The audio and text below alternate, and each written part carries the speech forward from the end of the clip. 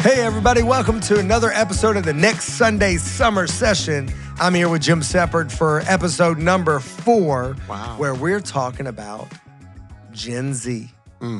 What we're hearing, reports are saying that their faith is growing, that we're seeing these unique highlights and special moments that are showing up all across our nation and parts of the world.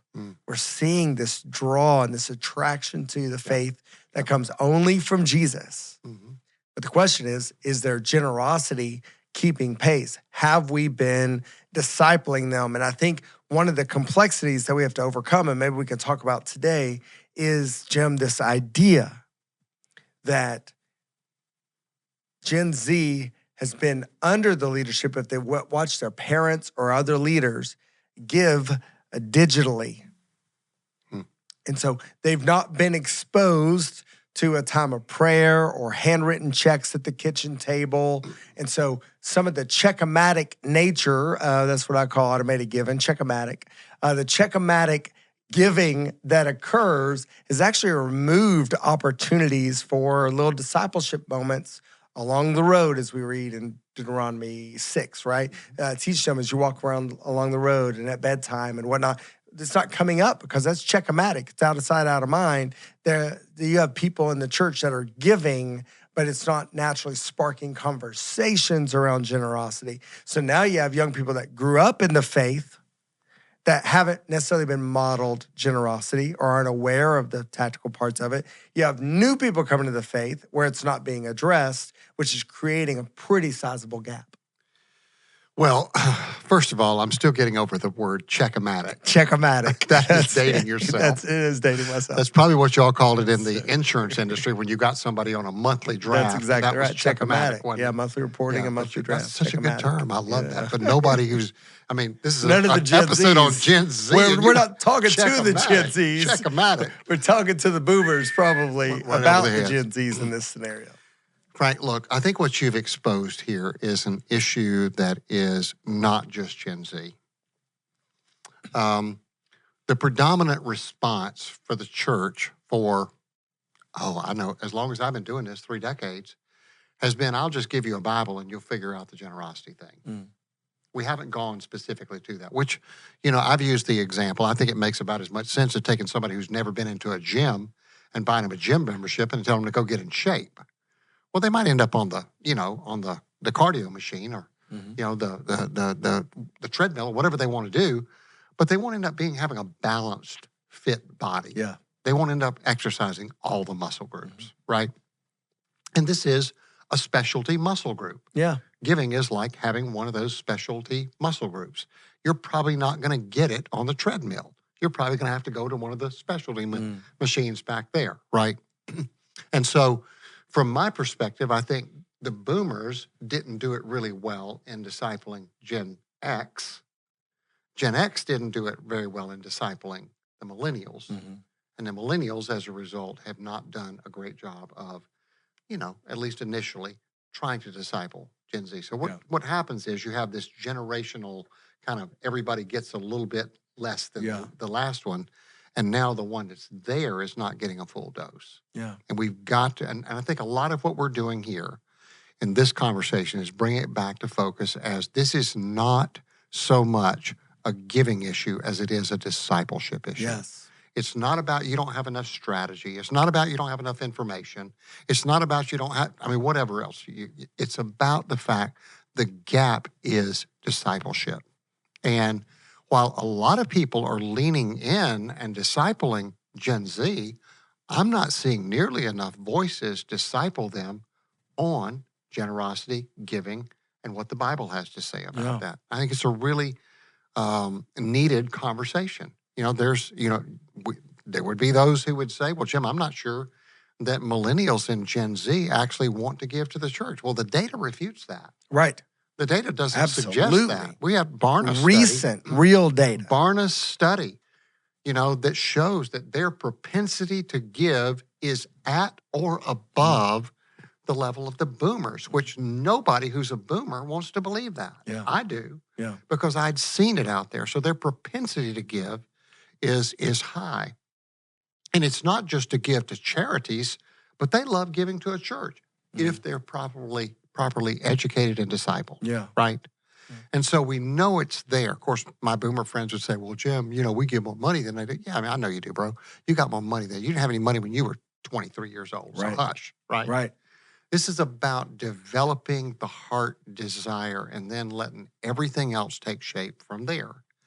And so as we begin speaking in and we begin to get so excited about what we see in Gen Z, I mean, I get excited about that. You know that. You get excited about that. Your kids are Gen Z, right? We've got to take note that there is this one area that we have to disciple them in as well, as much as we do in the other generations, and not do it apologetically or backing off, but leaning in from a discipleship and biblical standpoint. It's interesting. It feels to me, and Jimmy, you can speak to this and correct me, but with a boomer generation, some elements of giving were taught by previous generations as an expectation. It's our part. But it was also like good to be known as a donor in a community. You were philanthropic. It was a status thing. It kind of had some elements to that too, okay? I think a younger generation, I'd love for you to speak to this, has been a little confused because they've been convinced, not by the church, but by others, that giving is good and necessary. Let me give you an example. Starbucks, you buy a bottle of water. It provides water somewhere else. Now, it's only 10 cents of that bottle, but still, you're giving something somewhere else. Tom's shoes, Warby Parker glasses, whatever it may be. It's like, oh, no. When you spend money, you're giving back. And what it was, I believe, is it did create a narrative in a generation to say it's our responsibility to help address these issues around the world. That it's not necessarily focused, it's not necessarily clear, and it's not certainly centered on Christ. But there's been a narrative, a different narrative. It's not necessarily a status narrative, but there's been a narrative with Gen Z that all of us have a part to play to make the world a bit of a better place, but no one's discipled or focused or really helped plan that and guide that. And the church has a tremendous opportunity because there are some building blocks that are already there. So it doesn't surprise me to hear Barna's like, hey, they're giving more than others, not more in dollars, but as a percentage of their giving are more willing to give. Yeah, they've actually heard that narrative in secular and Christian environments, social media and whatnot. Everybody's saying, hey, the world's broken and there's things that need to be fixed. But that doesn't mean that just because that's been sparked in them, that they've been discipled in the area and why Jesus actually intends this for us. Yeah. Yeah, I think there's a point, and it is with Gen Z, Frank, but I think it's a multi-generational issue where we have to define the difference between what giving to a church does and giving to a good cause does. And I think that's a discipleship issue. It's an education issue. It's a fairly simple concept, but if you don't state it out loud, nobody gets it. And that is the church uniquely and only carries the mission of God. So when you're giving to a church, it's not just like all these other charities, even good kingdom-based charities, right? The church solely, uniquely, and exclusively carries the mission of God. That thing that Jesus spoke to Peter about at Caesarea Philippi, right? And these other places do good works, maybe even good works in Jesus' name. Yes. But they don't carry the mission of God. And so I would say to someone who's engaged in those other things, yes, I'm all for that. But let's make sure it starts with your focus on giving to the mission of God in the world, where you, through your worship, through the releasing of your hand, through the cultivating of your heart, which results in the releasing of your hand, your resources, which then come over into God's church to accomplish the work of God in the world. So you're not shooting at wallets, you're developing hearts, which release hands, which cause resources to flow over here to the mission of God. And then you're free to do these other things with all these other causes as well. In fact, I would say this. I think it's probably poor witness to only give to the church and then maybe not give to some of these causes, right?